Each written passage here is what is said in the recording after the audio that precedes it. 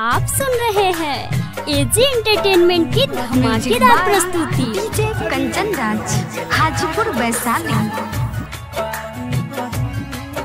Mix by AG recording studio. हम पानी निकाल गइलू तू हमारा हाथ से, हम पानी निकाल गइलू तू हमारा हाथ से।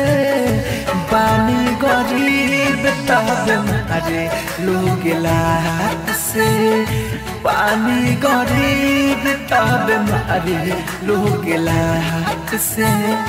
पेट नहीं भरतावे रोटी या भात से, पेट नहीं भरतावे रोटी या भात से। पानी गरीब तब मारे लोग लात से, पानी गरीब तब मारे लोग लात से। आप सुन रहे हैं एजी एंटरटेनमेंट की धमाकेदार प्रस्तुति।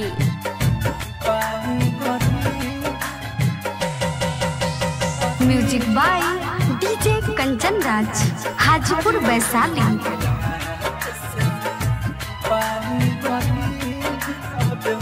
Mix by AG recording studio. प्यार पवार तू कोइलू हमारा घर अपन बोला के, केहू कुछ जानत नइखे कहलू क्रिया तू खा के।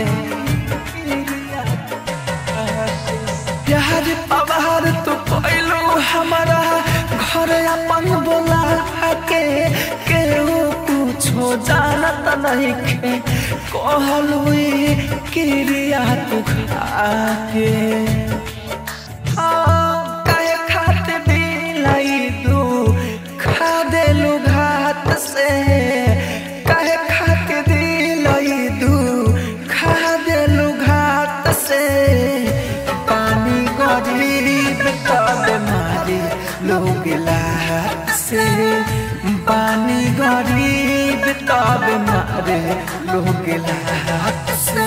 आप सुन रहे हैं एजी एंटरटेनमेंट की धमाकेदार प्रस्तुति। Music by DJ Kanchan Raj, Hajipur Vaishali.